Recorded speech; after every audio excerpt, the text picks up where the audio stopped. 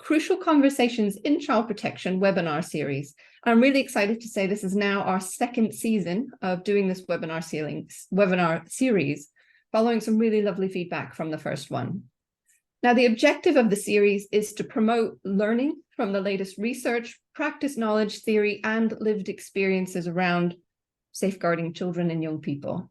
And it's absolutely for multi-professional groups of child protection workers, including health, education, police, social work, third sector organizations, international practice, and more. And I believe this is all of you who are here right now. Now, the center aims to really get to the heart of child protection training using innovative ideas, as can be seen in our growing multi-award-winning public engagement, impact, and research portfolio. So we offer CPD, that's CPD certified training, so continuing professional development training sessions using interactive and engaging child protection simulations, looking at developing an understanding of exploration of radicalization, of exploitation of children, as well as neglect, courtroom skills, sexual abuse, and many other very topical subjects. We also deliver a postgraduate program in advanced child protection, including a master's, a diploma, a certificate, standalone modules, and a PhD, which are all multidisciplinary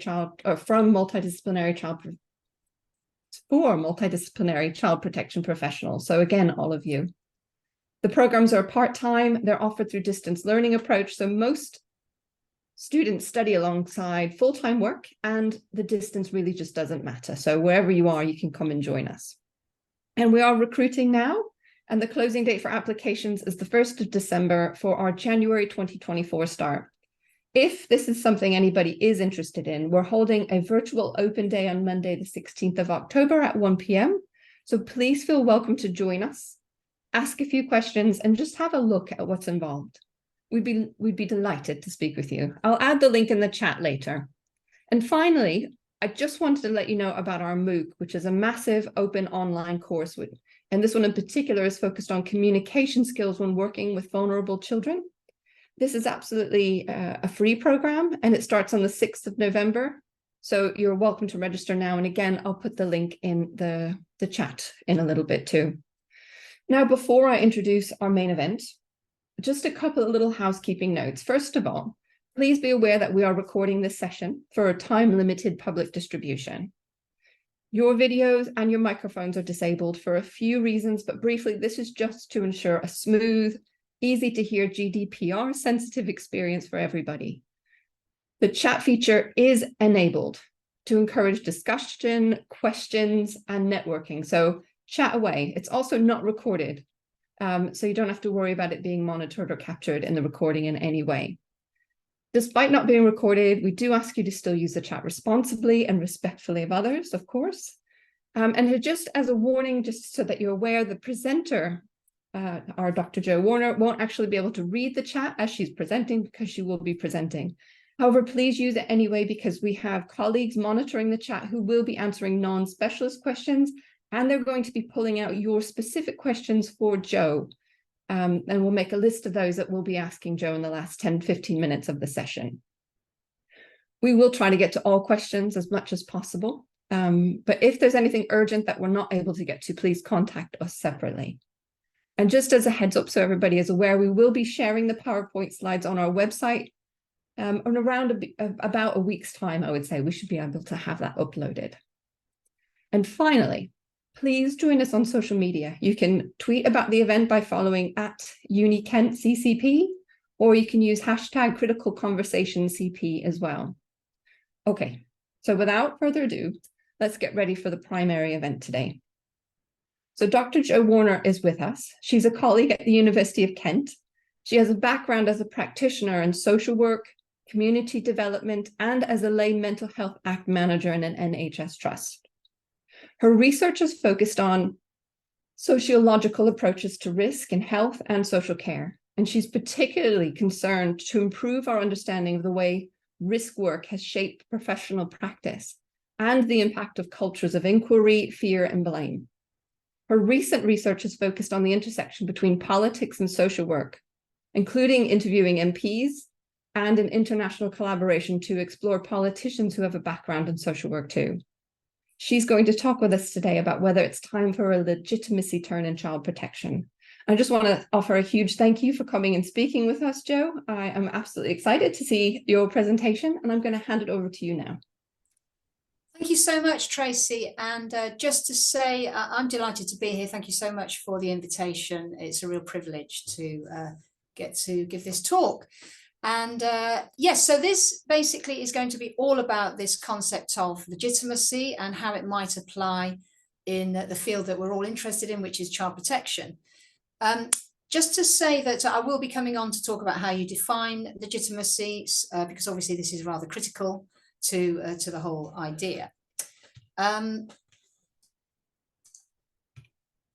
So what's the focus of the talk then? Well, first of all, I need to emphasize that the focus is on the role of the state through the statutory powers that it gives to agents of the state, if you will. Obviously, that includes social workers who have a statutory job. And the key word here being statutory, obviously meaning derived from statutes.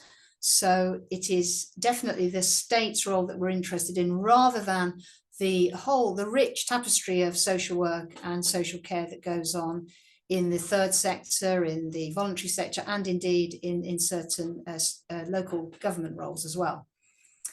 The basic one argument really is that there are, to a certain degree, we can make comparisons between social work and the police in terms of their role as state actors, basically how these professionals use power with their fellow citizens. So I'm not arguing that social work and the police are all that similar, but I think they have important areas of similarity when it comes to this concept of legitimacy. Interestingly, there has been a legitimacy turn in policing for at least the last 25 years. And one particular focus has been the disproportionality of the use of police powers with certain groups. And of course, we need look no further back than the Black Lives Matter movement. Obviously, there's a long history of such movements, but Black Lives Matter being one of the most recent ones, where the real, very, very laser-like focus on the use of police powers and its nature in a democratic society. And then once we've looked at that, I shall be moving on to really pin down why I think the concept of legitimacy should be applied to social work and child protection in particular. And then lastly, I'll be considering what we might have to say about the arguments for a more democratic social work. So when we're comparing the police and social work, we can think of them as sharing characteristics that Lipsky referred to as street-level bureaucrats. So that is people that are very proximate and close to members of the public and who have a certain degree of discretion. There's been debate about how far the discretion of social workers still remains. But basically, I think we can agree that as far as the characteristics that Lipsky identified, both the police officers and social workers still share characteristics as street-level bureaucrats. They're operating at that very close level with other citizens. Similarly, there is a similarity in terms of these shared tensions between police and social workers with regard to their care and control functions.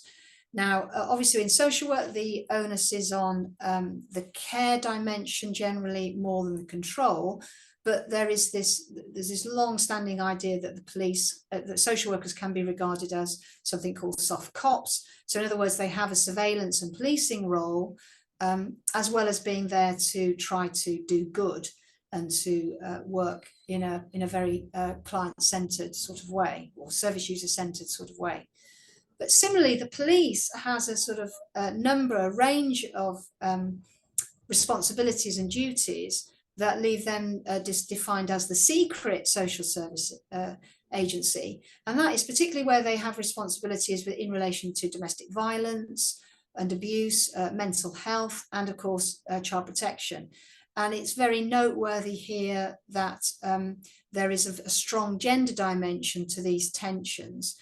Certainly in policing, police officers that are involved in those domains tend to be women, and it is regarded as a very feminized side of the police service, and is subject to mockery by, it's not seen, it's not treated with very high regard by other quarters of the police service.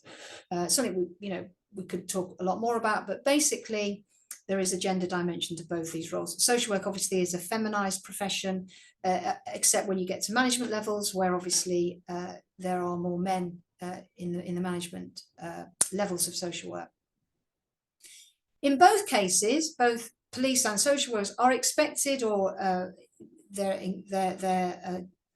politically they are willed to resolve certain problems.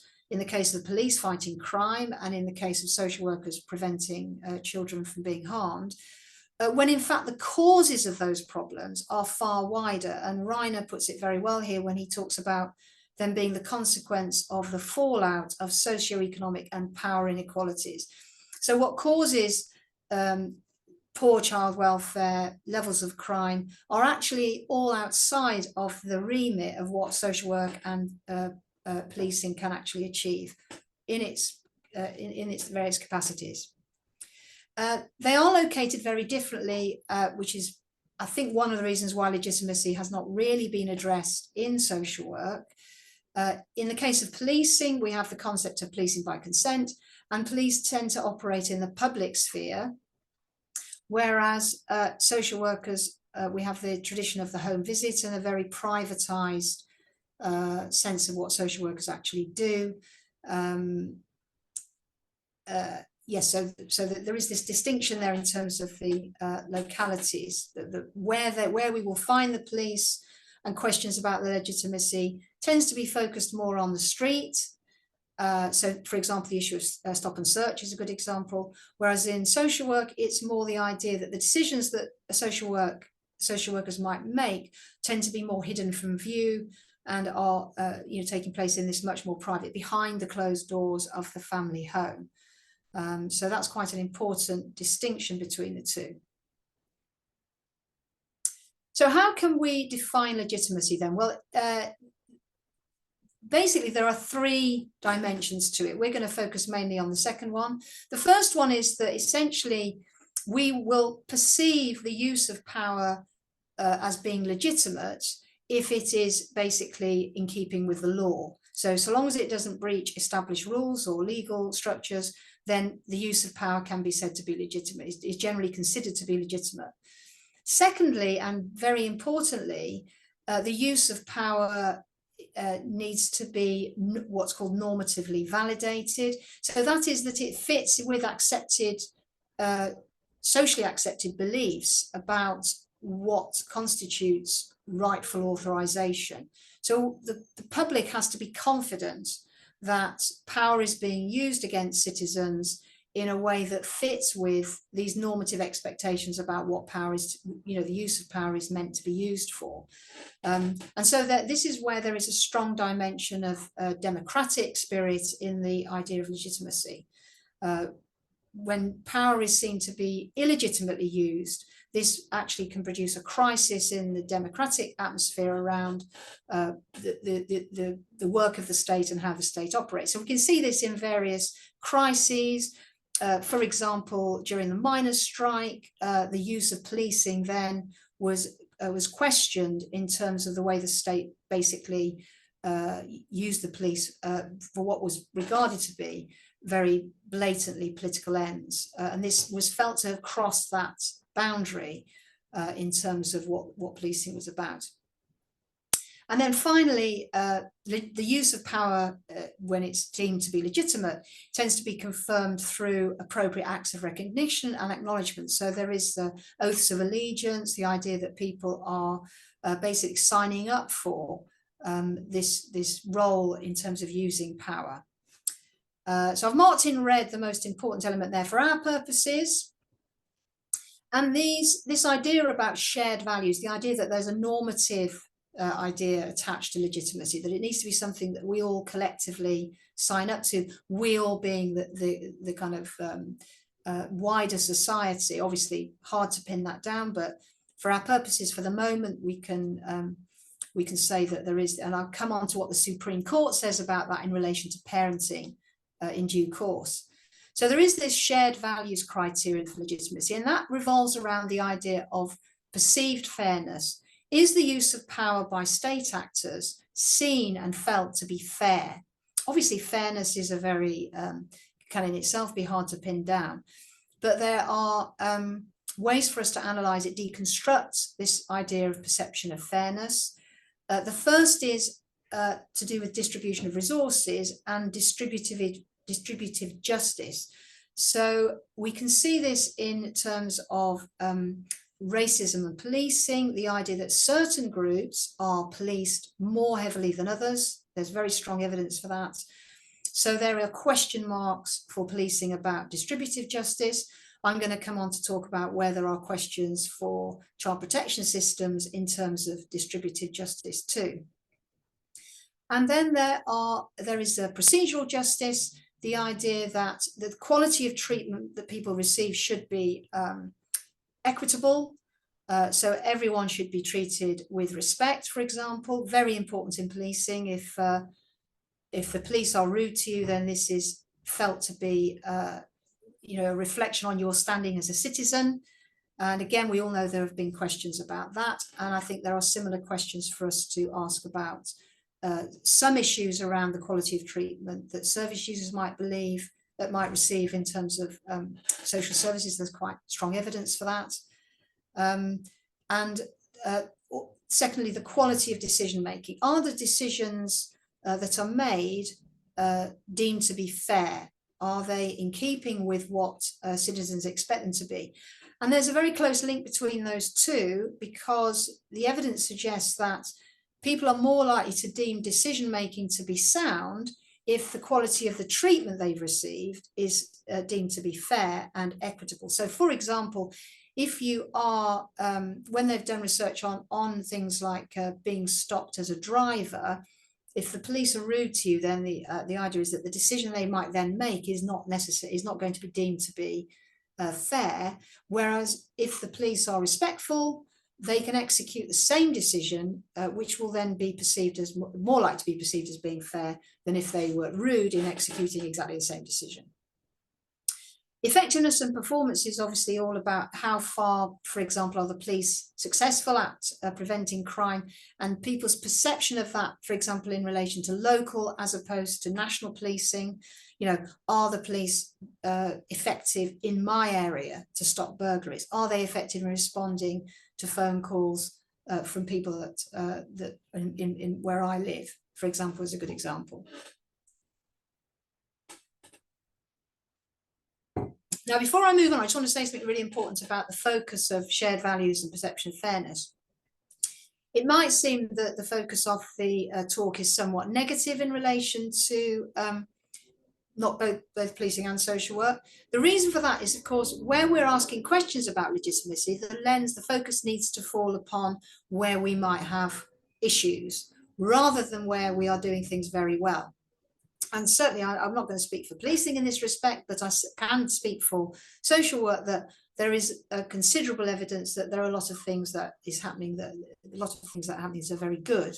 And, you know, that isn't really where we would have an issue with legitimacy. So inevitably what we're focusing on can be considered to have a rather negative skew to it. That's not because the picture is entirely negative. It's because if we're asking questions about legitimacy, we need to look at the areas where we think there might be issues. So I didn't want to give the impression that I'm completely rubbishing everything. I know it can sound like that, but that is not the case. However, I do think there are questions that need to be asked. So when we think about this first category of shared values criterion for legitimacy, what about distributive justice? Well, there's been a very large scale study for a number of years now under the aegis of the Child Welfare Inequalities Project. So writers like Paul Bywaters, who's led on many of these projects.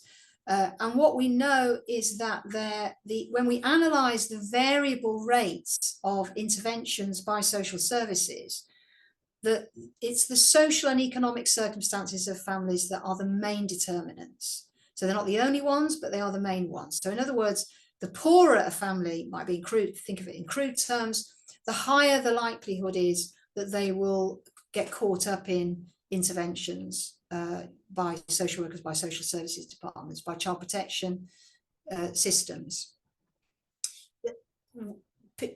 People like Andy Bilston and Paul Bywaters have termed it an investigative turn when we look at a significant increase in investigations.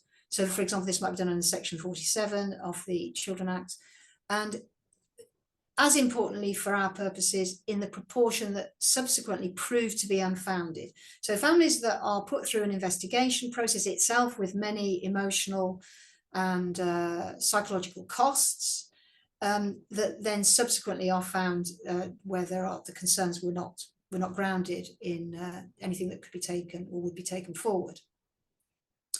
Combined with that, we all know, I suspect, about the massive increase in demand on services, which is still growing.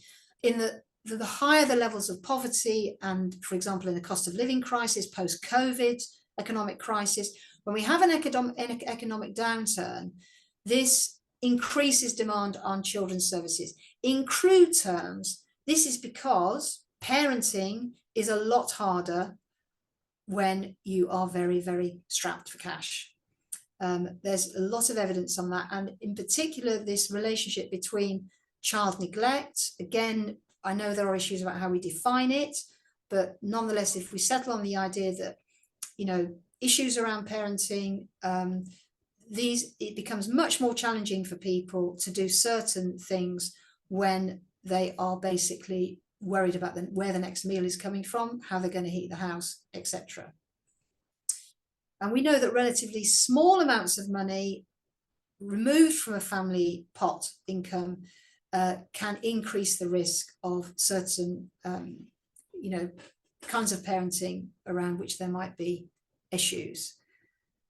Combined with that, of course, we've had a long-term period of measures like austerity, where there have been significant downturn in the amount of resources available. So you can see how the concept of distributive justice here starts to come very firmly into play. You have higher demands, families in need essentially, but fewer resources to try to support them through these hard times.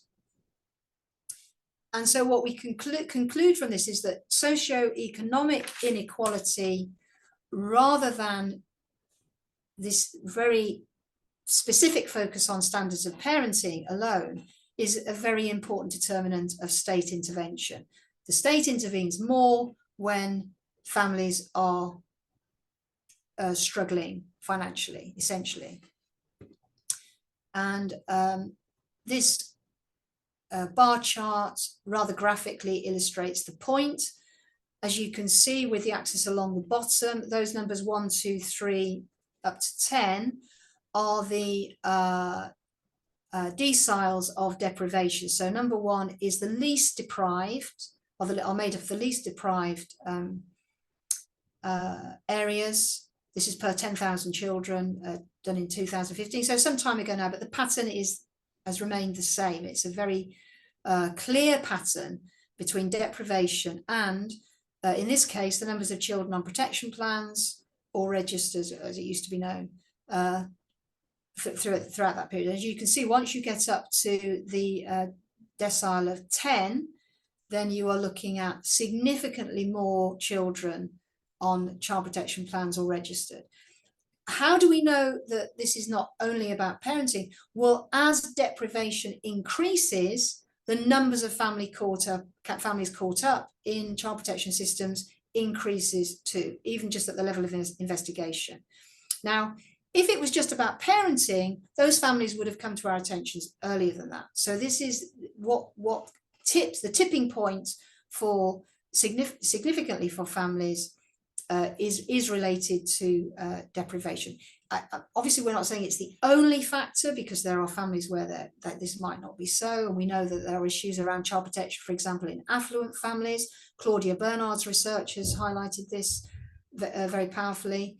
But nonetheless, we can see there is a strong relationship between these two. So questions over distributive justice are complex, but they are relevant, I would argue, very much so, in this domain of practice. So let's move on to procedural justice. These are these two areas of the quality of treatment that people receive and also the quality of decision making. So again, I want to stress there is a mixed picture. There are positives in terms of quality of treatment. So we know from various surveys of service users that people will report very positively about their experience with social workers as well, and say that they are content with the treatment they received. But there is also practice that is experienced in this example as cold-hearted, demeaning and hurtful. This was reported in the study by Morris et al. In 2018. And there is also research which tells us that a lot of the processes that are connected to child protection, like case conferencing, the initial investigation, that evoke these very powerful feelings of shame and humiliation, and either evoke them or actually exacerbate them where they already exist. So Matthew Gibson's work is a good example of that. So clearly, I think we all know intuitively, if not in any other sense, that feeling very ashamed and humiliated is not a good starting point for constructive relationships and for doing the work that might be necessary. We also know that there tends to be models of practice that are based on deficits rather than strengths, and Anna Gupta's work has highlighted this. We also know, and this is a striking one for those of us that are social workers, where empathy is supposedly one of our key skills, and what research by scholars like Lynch et al. Have highlighted or suggested is that in fact empathy exists at quite surprisingly low levels in some of this work, that actually professionals are not necessarily as empathic as they might be with the people with whom they're working. So I think we do need to address some of these issues, not just about individual practice. I should stress that I don't think that is actually necessarily the main issue, although I do think social workers, we are not immune to being affected by the overriding atmosphere around things like families that might be receiving welfare benefits, where there's been an extremely negative narrative about those families for some years now. Those wider narratives in the political atmosphere and the social atmosphere will obviously affect how social workers, their attitudes as well. And so this is clearly where the values that social work wants to espouse become so important, and it's they need to be uppermost in people's mind. But this evidence suggests that's not always true. And how social workers work with people experiencing poverty, I think there is significant scope for improvement there in terms of our professional responsibility to think about poverty in a different way. So in terms of the quality of decision making, well, this is not necessarily the only window we should use, but it is quite an interesting one in terms of our focus on legitimacy. So court judgments provide quite a useful window into the quality of decision making.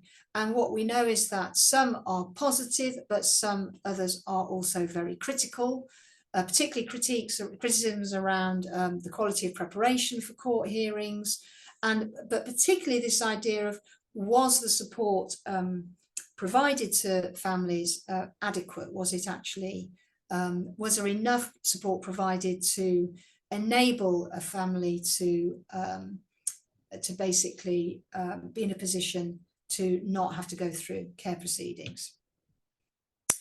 And this is where we move on to something which has a rather sharper focus in relation to shared values and the idea of the threshold criteria.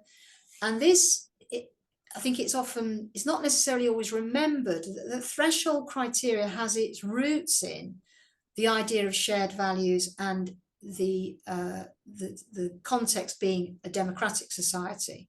So the idea that there should be a tolerance for very diverse standards of parenting is in fact a defining feature of a democratic society. And this is very evident in the statement about the threshold criteria for children's services. Basically, it is the tradition of the UK, recognised in law, that children are best brought up within natural families. It follows inexorably from that society must be willing to tolerate very diverse standards of parenting, including the eccentric, the barely adequate, and the inconsistent.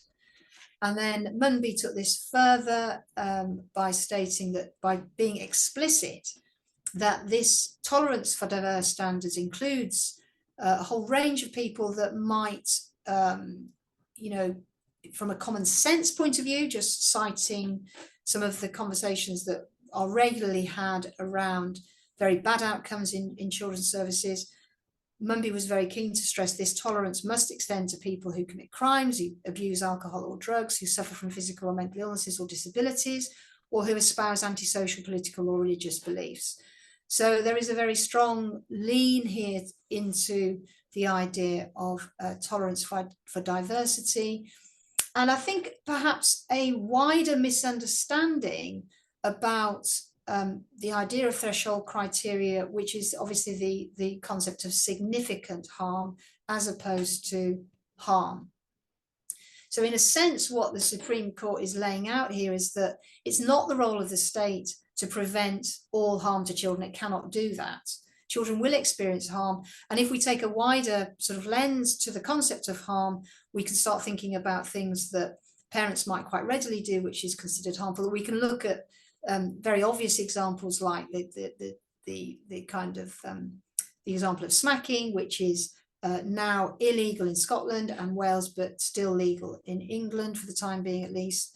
You know, so the idea that smacking is harmful is obviously you know, something which is there is not agreement on that in terms of the statute, the statutory context. So the just coming back to the earlier point I made about the court's position on poor decision making and lack of support, it's very crucial for us to bear in mind that these arguments about tolerance for diverse standards of parenting is not to be equated with abandonment by the state. So the idea is not that obviously we're completely libertarian in our approach to family life. And crucially, what the court is equally keen to stress is that for local authorities, they must provide requisite assistance and support to enable families to continue to care for their child wherever possible. And so, and this is obviously where there is a sort of crunch point in many, a question mark over many decisions, because the question hangs over the degree to which there has been requisite assistance and support. And again, this links back to our earlier discussion about distributive justice. And one of the key questions that I want to ask today, or I'm begging today in a question that I think needs to be asked, is do we in fact know what the shared values, the community values, the public opinion, if you will, is around this assertion about requisite assistance and support? So we know from the Supreme Court's assertion that the tradition in the UK is for children to remain with their families wherever possible. But I think in a way, the more important question is this question about requisite assistance and support. What are the levels of resource that the general public might consider reasonable to ensure that this basic principle of diverse standards of parenting, the toleration for them, is it can be supported. My sense is actually that if that question was asked in a sophisticated enough way, we would find that there was significant support for increased resourcing to what you might broadly call preventative services. I mean, things like the decision to drop Sure Start drives a stake through the heart of the idea of tolerance for diverse standards of parenting, because essentially what you're doing is not providing a chance to those families by failing to provide the adequate support in the light of the severe challenges that so many families are in fact facing. So just finally then, moving on to consider this question of democratizing research, policy and practice in this domain, I think we need, firstly, a much clearer understanding of what the public's informed, considered and collective views are about these normative questions relating to parenting. I don't think we're talking about aiming at consensus here. I think in deliberations about these types of questions, what you're really aiming to do is have the dialogue and the conversation about the issues.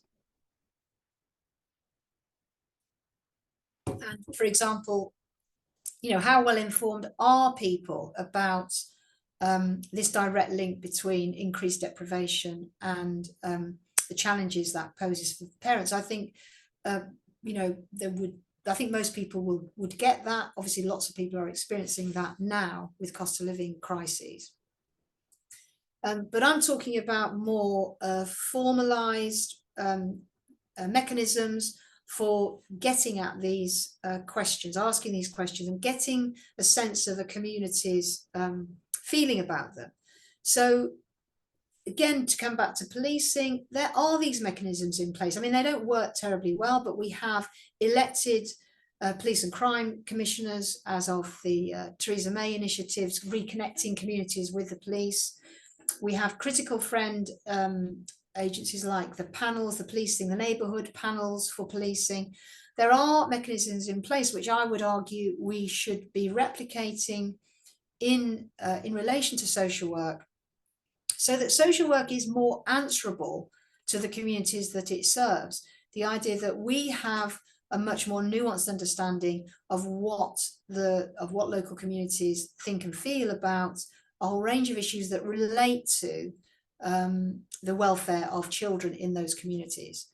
So this is really, you know, talking about an enhanced role for local authorities. Local authorities, from a democratic standpoint, are after all elected, and they employ and directly are involved with their local, the social services departments. So I think we need to think more creatively about those, the kind of mechanisms that we could use to more effectively have a closer dialogue between these state mechanisms and the communities that, after all, should have a voice in them. And then finally, we should, I think, revisit social work's compelling history of democratic engagement. We need to look to models like the family group conferencing models in its sort of pure, rather than some of the forms it's taken, obviously, you know, not really that close to how it was originally envisaged. But fundamentally, family group conferencing is has democratic ambition at its heart. The idea that we're talking about decision making, which is much more collective and you know, takes the voice of the family much more to its heart. Can we think about extending this model? So we have, for example, community group conferencing, where people are engaged and interested in the way social workers operate. Just to add before I finish that the work I'm currently doing is taking forward the arguments about democracy and social work more fully. And part of that work is to revisit some questions or issues that I think we've forgotten about. Some 40 years ago, the question was asked, you know, is the client a fellow citizen? A client being rather an outdated idea now, but basically, is a service user a fellow citizen was a key question asked back in the 70s. My next kind of a set of arguments is really saying that these are questions we need to be asking now more than ever. You know, what is exactly the status of the relationship between social workers and the people who we work with, and what should the nature of that relationship be? And that, of course, is partly with a mind to addressing some of these issues around the emotional impact of engagement or intervention by social services in some of these domains. If you'd like to read more about these ideas, they are published in a paper, obviously setting out the ideas much more fully. And that, I believe, is free to access, and it's available on a link in the chat. It's a paper published in the British Journal of Social Work. And I think I'm going to leave it there with hopefully plenty of time for questions. Thank you very much. Thank you very much, Jo. Absolutely fascinating. As always, I wouldn't expect anything different. I'm waiting for questions to come through, but I do have a couple for you, which I might start off while other people are thinking. I started having other questions, and then you answered some of them along the way. So it's good to come to the end before you generate them, really. One of the questions I have is on, I think, your slide just before this, or maybe right before then, but the question on the slide you have there at the bottom: beware liberalism in arguments about legitimacy. What are the dangers there, and what do you mean by that? Right, so libertarianism, yeah, I think I was very conscious when I wrote the paper, actually, that there is this bear trap waiting for us with these arguments, which is the argument that, you know, the state should have less involvement in family life, and we should withdraw the state completely, and people should just do their own thing. And that is one way to interpret this concept of tolerance for very diverse standards of parenting. That is not my argument. And in fact, this is why I stress the twin appeal from the Supreme Court to us, which is that, in fact, the state must be involved, and it must provide this requisite assistance and support. So in a way, it's about re-stressing, reinvigorating the care component of the care and control dynamic, and saying, well, what has actually happened to the care focus if we are removing the very services that will prevent so many families from reaching total breaking point? Yeah. And the absolutely perfect case in point is Sure Start, which was essentially abandoned over the period, you know, since the first government of austerity in 2010, in spite of the fact the evidence was overwhelmingly that it was, broadly speaking, successful, and that the Tories then reinvented it, but not with adequate resources. I mean, it's kind of built on that a little bit, so I might be treading on toes or having you repeat a bit, but basically, I mean, the social and the economic circumstances are identified as these main determinants of families coming to child protection interventions. Who or what should be held to account here, do you think? Is this communities? Is this the government? Is this social workers, police, other child protection professionals, families? Where do you think this is? It's a big question. Yeah, so I think this is why these bigger questions about legitimacy and democracy are so important, because essentially, if we're saying that the causes, the main determinants of these of the main issues are socioeconomic and social democracy, where there is a focus not just on human rights with regard to you know, voting rights, citizenship, and so on, but there is a sense of justice in socioeconomic terms. So this is not a new argument. This is not my argument, by the way. This is a very you know, quite an old argument about social democracy, that we should our goal should be achieving full-fledged social democracy, where the focus in the political sphere is on achieving much greater socioeconomic equality.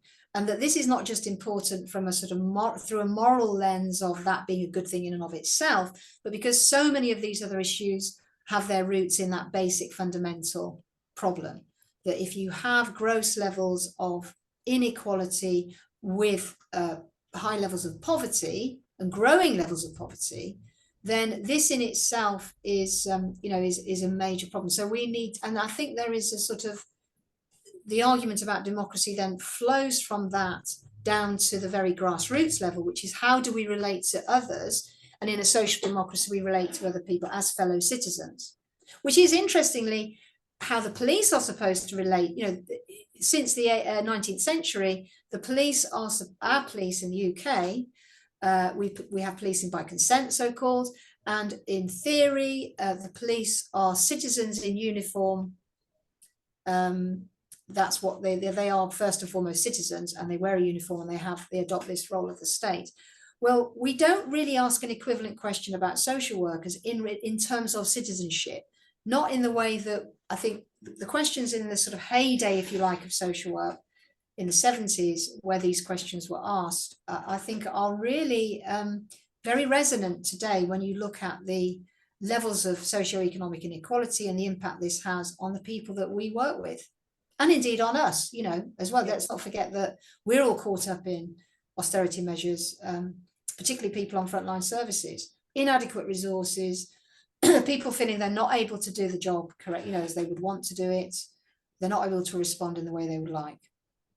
It's a problem for everybody. I could unpack that even more with you, but I'm going to give other people a chance. I'm going to go to some of their questions now. So one person has said, brilliant talk, Joe. I wondered what your thoughts were on the positioning of community in social work education, whether students in social work are supported to think of community as part of the remedy rather than the problem. And does this have an effect on our openness to think about legitimacy? Yeah, really good question. And in a sense, I think you've answered it for yourself, whoever that was. A great question.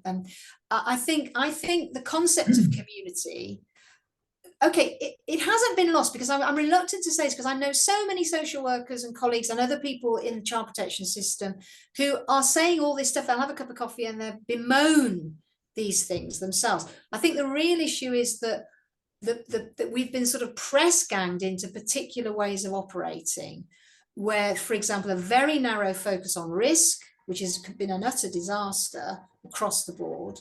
The idea that you should identify so-called high-risk families and you should, you know, they need to be policed, and the idea of all these ways of conceptualizing risk, and the intensive professionalization of particularly social work, which I think is problematic, because in a way it has estranged us from communities.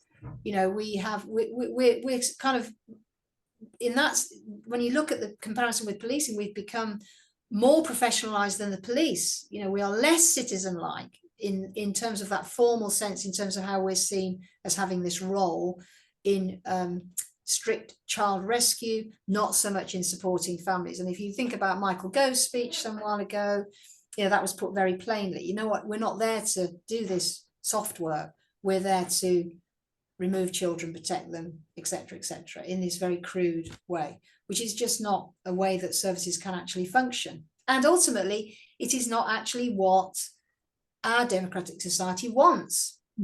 So they don't want thousands of children in the care system. So when people even get what is the result of that focus. But to go back to the communities thing, yeah, I think we have lost sight. And I think partly that is because that work is quite complex and difficult.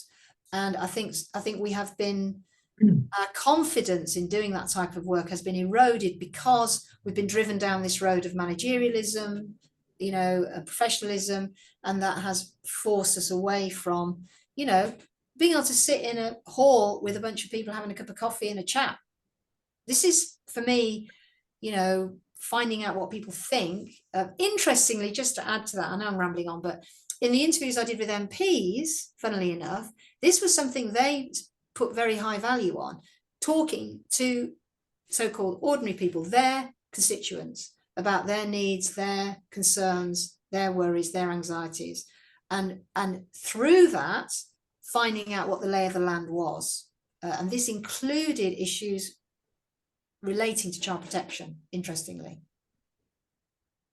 Again, absolutely very interesting. We've got two more questions at the moment. One, again, very interesting.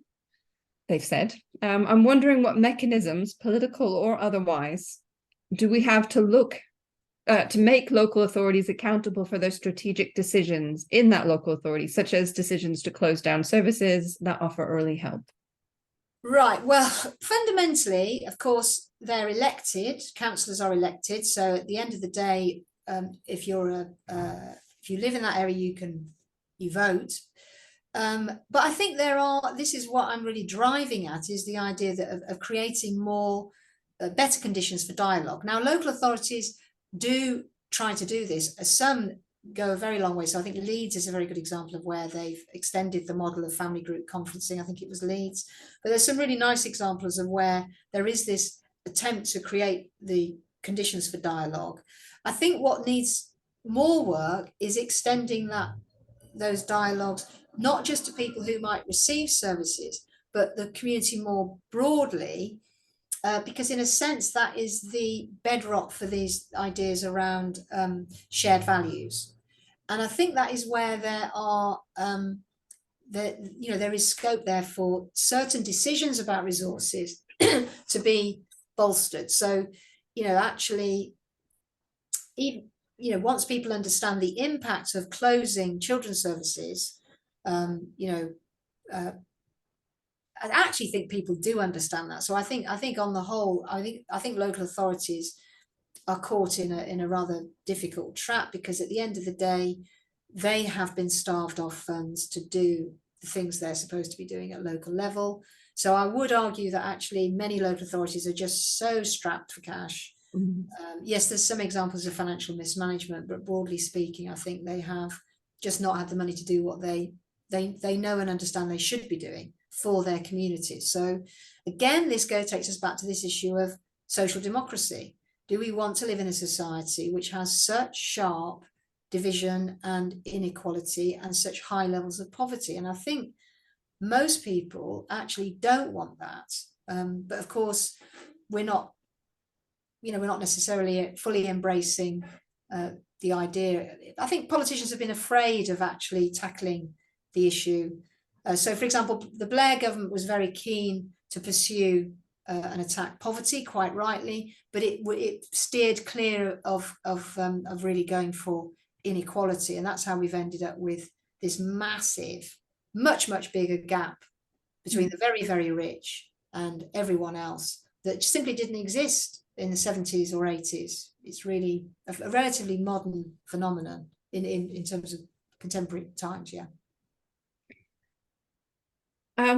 I've got another questions come in, Joe, but just really quickly, I believe somebody is saying they found your talk very informative, helpful, and they hope it's okay to quote you in some of your quotes in the neglect input that they're planning to deliver to their team in terms of court judgments and tolerance you mentioned. Yes, although can I just urge people to look at the Child Welfare Inequalities Project study. There's a website with lots of material on there. Really, I mean, going in lots of detail into this, the impact of inequality on child welfare, including child protection. So please do look at that, because that is really what I'm using. I've simply adopted that evidence to support the argument for a legitimacy turn. But yes, I mean, feel free to quote me, but Paul Bywaters is and his whole team are the go-to ones for showing that really sharp connection between deprivation. And as I said, the big take home for me, the thing we need to remember is, it's all well and good people saying, well, it's not about poverty. What about all the families that are living in poverty and don't neglect their children? Yes, fine. But how do we explain the fact that families that get sucked into deprived circumstances are much more likely then, having not had any involvement before, to subsequently have involvement? Brilliant. And building on that as well, somebody has asked for your paper again, and the link, if you scroll up in the chat, you will find the link to the paper there. I believe Emma's put that for you, but Emma, is there a chance you could put that in again? Oh, she's going to repost it too. She's already on it, of course you are. And you can find me on Twitter, and it's also on Twitter. Joe Warner 01 on Twitter. So do make contact on Twitter if you are, or should I say X? X, goodness, yes. We've got just a couple of more comments, which I'm going to read out. So one of them is saying, I like the head about expanding the FGC Family Group Conference further to CGC, Community Group Conference.